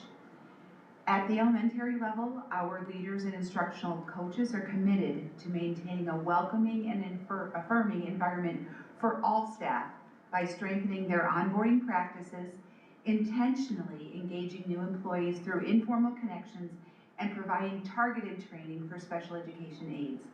This work includes updating our onboarding structures and within the mentor protege programs to ensure new hires feel supported, valued, and confident in their roles. Targeted training has also been provided for newly hired special education aides in our FSD, ISD, and Connections programs, in addition to standard onboarding supports. Elementary leaders meet frequently with new staff members to ensure comfort, connection, and ongoing support. A district and building level commitment to a welcoming culture is evident, with administrators and coaches intentionally prioritizing building relationships and mentorship. By leading with presence and consistent communication, leadership teams have established a unified approach that ensures new employees feel seen, heard, and affirmed as members of our Shenendehowa learning community. The middle level, it has an increased number of professional learning opportunities. They were embedded into faculty meetings with district experts leading those sessions. Topics have included instructional technology and AI integration, equity-focused practices, literacy supports, media literacy, our favorite MTSS, and classroom management tools. Building level AI coordinators partnered with administrators to deliver multiple professional development sessions on September 2nd, September 9th, and October 28th, as well as lunch and learn sessions. These sessions highlighted classroom-based examples of AI use and supported teachers in instructional implementation. Professional learning also addressed equity learning walks, we've heard of those, community circles, safety procedures, including weather delay, dismissal planning, safety week, collaboration with our school resource officers, and mass evacuation planning, as well as student Chromebook management through class tools. At our high school, we are also committed to fostering a rich and broad culture of shared expertise with continuous growth among our current faculty, primarily through the collaborative efforts and professional learning. We've worked hard to highlight best practices. Administrators are working to feature our highly effective teachers, sharing their best practices in our faculty meetings and department meetings. We have a focus on emerging pedagogy. A particular emphasis is being placed on integrating the responsible use of artificial intelligence into pedagogy. By facilitating discussions and training in this area, we are ensuring our staff is equipped with the tools and expertise to prepare our students for the future. These initiatives are designed to reinforce the quality of our teaching staff and ensure our school district remains an environment of excellence and forward-thinking education. We are excited about the progress to date and welcome any questions you may have. The DLST objective to create an ecosystem of engagement is about culture, ensuring every department feels a shared sense of value and collaboration.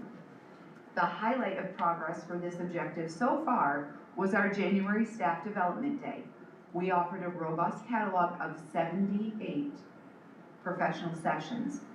More importantly, over 50% of those sessions were facilitated by our own faculty and administrators. This grow your own approach not only shares internal expertise, but reinforces a culture where our staff members are recognized as the experts they are.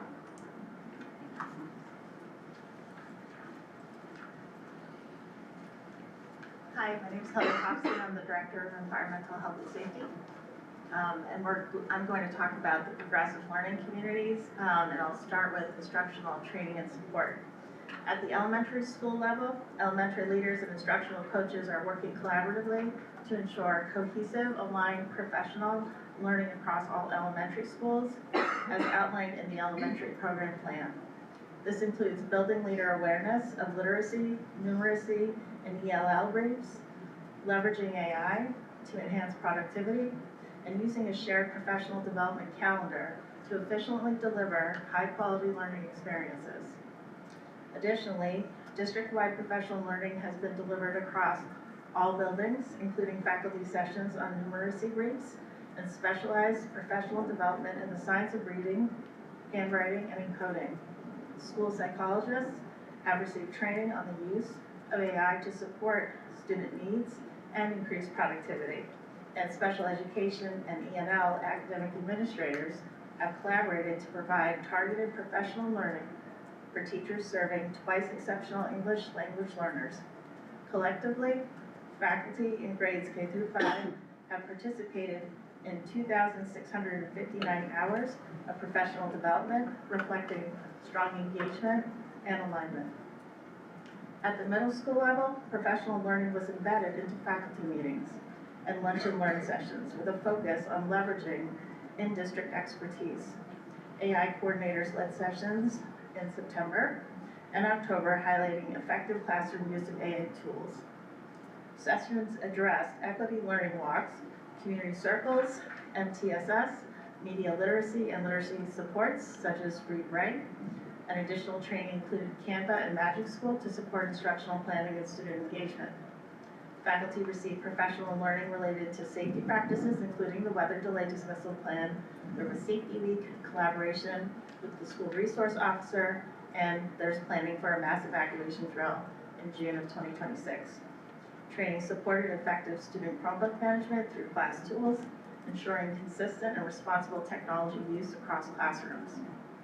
At the high school level, the high school is elevating support for non-tenured teachers through refined mentorship, scaling AI usage directly to our students, and providing targeted SPED and E&L coaching. We are conducting administrative check-ins with new hires, and our CTE support has successfully transitioned from weekly to monthly meetings as new staff gain independence. Other key leadership objectives at the elementary school level are that elementary principals are ensuring consistent implementation of safety protocols through required trainings, audits, and compliance measures. All elementary buildings have completed required safety drill logs in compliance with district and state regulations. Ongoing monitoring and completion of mandatory vector safety training are in place, ensuring staff remain informed of safety guidelines and procedures. At the high school level, the High School Workforce Forum is a key driver in ensuring our high school students are career ready. To bridge the gap between the classroom and the workplace, we've made it a goal to expand industry partnerships that foster instructional best practice. The high school has already engaged 26 industry partners to conduct a deep dive review across 7 different program areas. These partnerships are actively helping us refine our curriculum to ensure it remains aligned with the real world and those demands. By integrating this high-level expertise, we are ensuring what we teach today meets the needs of the modern workforce tomorrow. At the district leadership level, Shen is committed to being a progressive learning community. This means providing the training that's necessary to develop capacity within the individual while ensuring district-wide safety. Mid-year progress highlights include things according to instructional innovation. Our AI coordinators are actively training staff on modern tools. We mentioned before, Magic School and the Google Classroom to enhance classroom efficiency. In January, 43 staff members received specialized human trafficking awareness training, and we continue to expand our restorative practices with intensive sessions held specifically for our new administrators this past October. Thank you.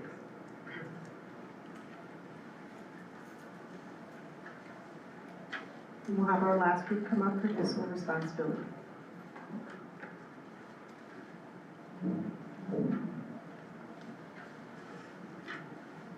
Good evening, I'm Tamara Dorsey, Academic Administrator for Elementary Special Education and CPSE.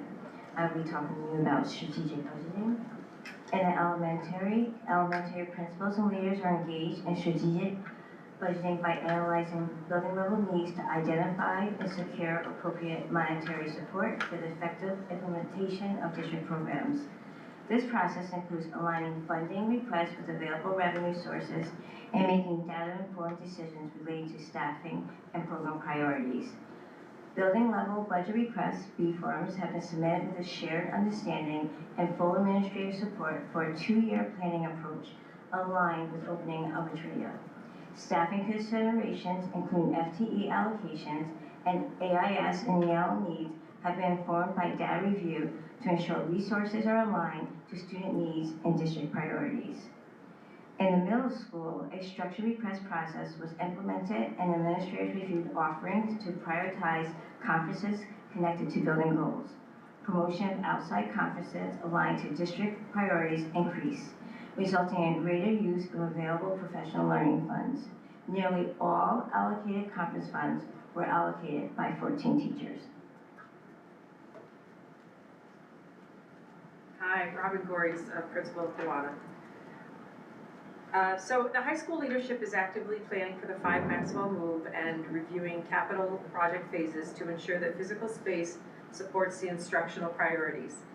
By repurposing and reassessing its existing spaces, the district can expand student access to programs without increasing operational costs.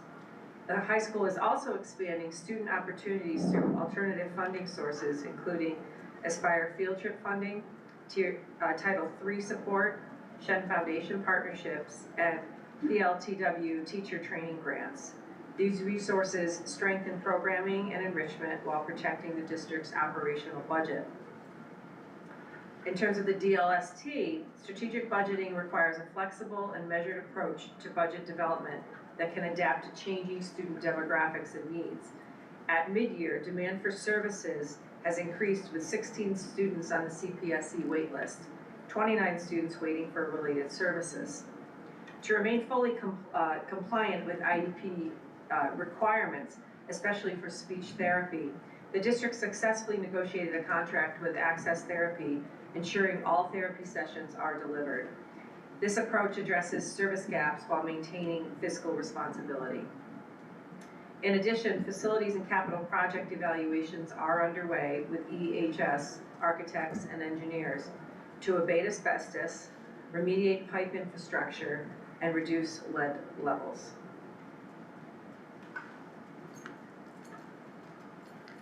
Hi, my name is Jackie Coughlin, and I'm one of the class assistant principals here at High School East. So I'm going to be talking about essential objective number 2. And really across all levels, the equitable resource allocation is about making sure our time, staff, space, and programs are aligned to student needs and us being very thoughtful about our resources. So at the elementary level, this work is focused on supporting teachers so they can expand opportunities for students. This is being done through our AI coordinators, so they are working day to day in the classroom with teachers, helping them integrate AI into instruction in a practical day-to-day way. There's also been a focus by the elementary leaders to promote leadership opportunities for staff, encouraging them to lead extracurricular activities, present at different professional learning opportunities, really empowering them to learn from one another. While all of this is great, leaders are also being mindful of teacher workload, so making sure professional learning is accessible without impacting classroom productivity. At the middle school level, the work is about creating consistency across all 3 buildings while using data to guide decisions. So building leaders are working together to develop shared and consistent practices, especially in areas that were previously handled differently.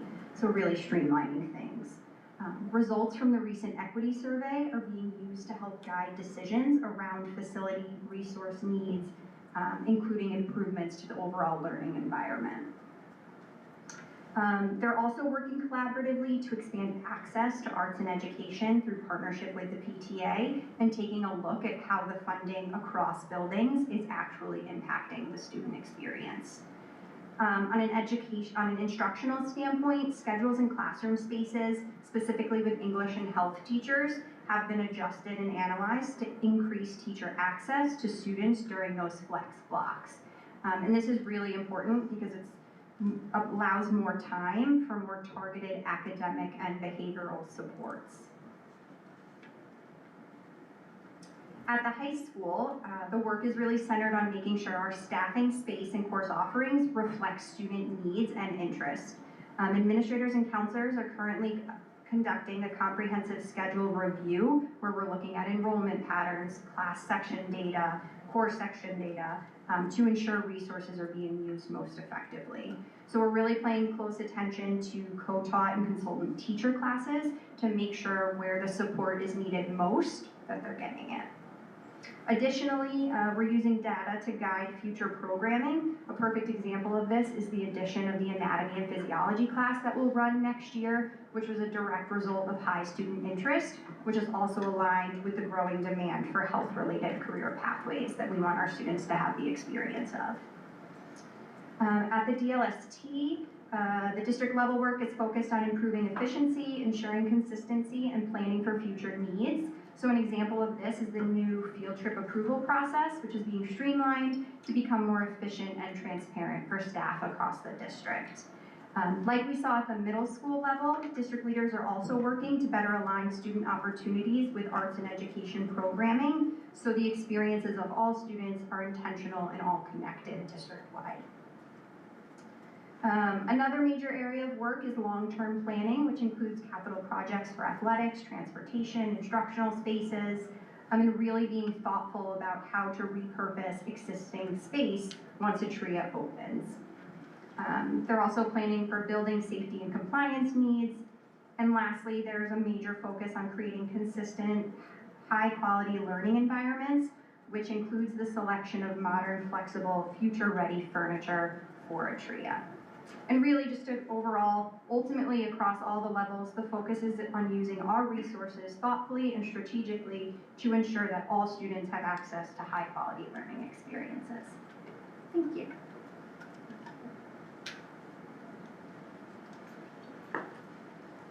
So again, Hillary Hofstein, Director of Environmental Health and Safety. I'm going to talk about and wrap up our presentation with essential objective number 3 for our fiscal responsibility, where we're going to talk about structure predictability. We'll start off with the progress we've made towards developing solutions for effectiveness and viability. At the elementary school level, elementary leaders are using district level plans and required training, including special education reviews, to ensure that all stakeholders understand Shen's organizational standards. This work focuses on promoting efficiency, effectiveness, and long-term viability at the elementary school level. All subcommittees of the District Audit Committee have met for 3 half-days and developed a draft action plan steps related to the goals of the special education audit. These efforts contribute to the development of a proposed 3-year plan to guide ongoing implementation and ensure structured, predictable practices across the elementary schools. At the middle school level, administrators attended the special education review on October 27 and are supporting committee work to analyze findings and recommendations. This work will inform the development of a long-term strategic plan for special education services. Assistant administrators and building administrators are working to streamline and standardize procedures for building-wide assessments, including New York State testing, ELL, and field testing, monthly planning meetings with SPED and ENL. Academic administrators and teachers are ensuring appropriate coverage and compliance with student accommodations. Additional coordination included meetings in September and October and a review of assistive technology supports, including the transition to read-write. I'm going to talk now about efficiency and predictability. At the middle school level, there has been work done towards safety drills and preparedness. Building administrators are implementing practical safety preparedness through required drills and staff training. As of mid-year, 6 evacuation drills and 2 lockdown drills were conducted in the fall. Safety Week was held in September and in February, including safety videos and classroom reviews of evacuation and lockdown procedures. Mass evacuation plans were updated and faculty and staff drills occurred in January 2026, with a full faculty, staff, and student drill planned for June of 2026. At the high school level, administrators are also using AI tools to analyze grading guidelines and Regents data to inform decision-making and to streamline internal processes. And at both the high school and the district level, we're looking at modernizing billing. Since the start of the school year, IMS and the high school have worked together to activate a new online billing process through the Infinite Campus Parent Portal. This allows for seamless handling of fees, such as Chromebook repairs, reducing the administrative burden on our front offices, and providing a more convenient solution for families. At the district level, we've made 3 major strides, finding practical solutions for long-term maintenance and organizational efficiency. We completed a comprehensive inspection with Daktronics of all district-wide athletic scoreboards. We now have a clear data set to assist in the future replacement planning, and that moves us from a reactive to a proactive maintenance model. The district is also modernizing its tracking and compliance systems through the following actions. Preventative maintenance tickets have been created and implemented within the master library work order system. Tracking is now in place for safety equipment inspections, such as annual fume hood, eye wash, and safety showers. Specific maintenance tickets have been created to maintain environmental health infrastructure systems, such as for the lead and water filter replacements. Daily, monthly, and annual maintenance protocols have also been established. Overall, fiscal responsibility reflects thoughtful planning, collaboration, data-informed staffing decisions, strategic use of space, and responsible leveraging of external funds, all designed to preserve access to opportunity and to maintain high levels of organizational productivity. Thank you. So in closing, I want to thank everyone again for their clear articulation of how we are realizing and actualizing our district mission and goals.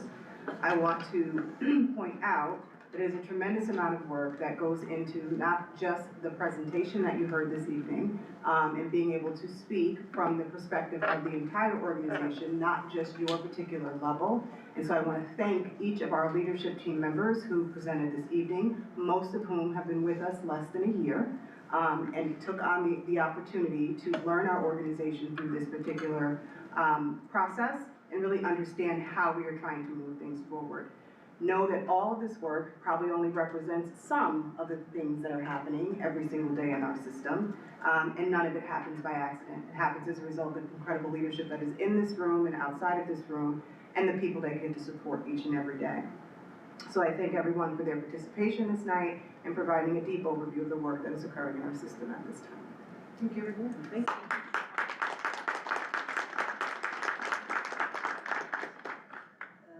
I can say on behalf of the board, deeply grateful for all of your work today. You're not only advancing our district goals, you're shaping the students' future. And you do that with such grace, and we have such gratitude for you doing that. It's a responsibility that is profound, and one you carry with absolute excellence, so thank you. Come back to Freddie's. All right. On to our action items. First one, A, contract approval, Ray Audio Video Interactive Panels. This is for Atrea, that they're going to need, absolutely need. I just like that it's Ray Audio for Ray. So can I get a motion? Patrice is first. Mary Colleen is second. Any comments? Okay. All in favor? Motion passes. Second is capital project change order. I think we're going into a deletion, so that's a good Yes. thing. Yep. That's that. The abatement scope. Can I get a motion? Andrea's first. Carla is second. Any comments? All in favor? Motion passes. Tax tertiary settlement.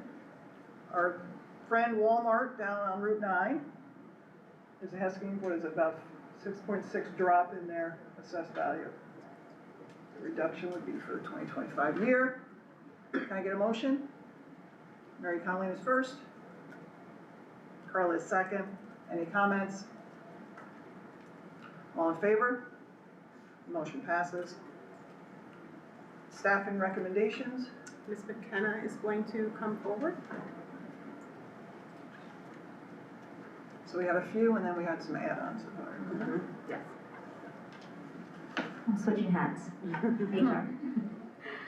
Tonight in front of you are staffing recommendations and the agenda for your approval this evening. Like I said, there were a few, and then we had some add-ons. So hopefully you saw them. If you have any questions, so thank you. Can I get a motion? Andrew is first. Patrice is second. All in favor? Motion passes. Awesome, awesome. And at this point, I'm going to put out for the good of the order if anybody'd like to share anything. I want to thank PTA Council for last night's phenomenal presentation. Do you want to say something, Maddie? Mr. Pitts sent me an email. Oh my goodness, okay. It's good that I check my email during these meetings, but this is from Mr. Pitts. He says, the Shenendehowa PTA Council stands and applauds all of the remarkable 2026 honorees from last night, once again with the gratitude and grateful hearts more than words could ever suffice. With all of the deserving recipients in mind, certainly no one can deny that the great green plains of Shenendehowa are blessed to have a blue PTA sky shining above them. Cannot say that any better. I know that some might get a little upset at this. All I want to suggest, because of there was a discussion earlier about the nomination. What I'd like to put out there is that if you have any questions, I would be more than welcome to answer them. But if you don't feel comfortable coming to me, the next BOCES board meeting is March 16th. They always invite us. They always send out an agenda. They also send information about the program. I think it's important to look at it because what was read about the website is actually not exactly what is happening. So I think it's really important that people going into this role know what they're going into. So, respectfully, thank you. Anybody else? And I just wanted to thank all of the people here who put this whole presentation together. It's not just a presentation, it's the explaining of how everything works and moves forward, and you guys are doing such a great job with that. not just letting it sit or not just letting it be, in a static place, but really pushing this education for the students to move forward in a really positive way, in an active way, not just sitting back and listening, which is okay to do, but not for your life, because you've got to be able to work through it. And I'm just thrilled at what you're doing. So thank you for everything. Thank you. I just want to add one thing too. Yeah. Yes, I would echo that. Just deeply impressed and incredibly grateful for the work that you all do. So thank you. And as a parent, as well as a Board of Education member. So very grateful. And then another, I know Maddie, just want to shout out to you again. She did get an Honorary Life Award last evening. Just a small glimpse of the work that she does, especially around mental health. So congratulations on that grant, Maddie, for mental health. So we're incredibly grateful for you as well. So thanks, everyone. Thanks, Andrea. Thank you, Carla. Anybody else? With that, the board members get a great newspaper monthly, and it's called On Board. And on this particular one that I got, that came to me about an hour before I got here, right on the front page is our school athletic trainers. Welcome. They talk about our athletic trainers, both Rick and Shannon, talk about new requirements that's needed, and they talk about their daily life and what it means to be an athletic trainer. And at a school the size of Shen, it's no joke. Lucas, you're out there, I know. Ron, you see them every day. Our athletes depend on them. They are extraordinary. For a long period of time, Rick had done it on his own, and to this day, I'm like, wow. With Shannon has been a great addition, and they're just a dynamic duo. I tell you, they're all over this campus. Whatever we have, and if we've been traveling, they're there. So big thank you to them, and this is a great article. So we definitely need to get it out. Brooke, I hope we can get that out to everybody. So with that, motion to adjourn. Carlos first. Andrew second. All in favor? Thank you all very much.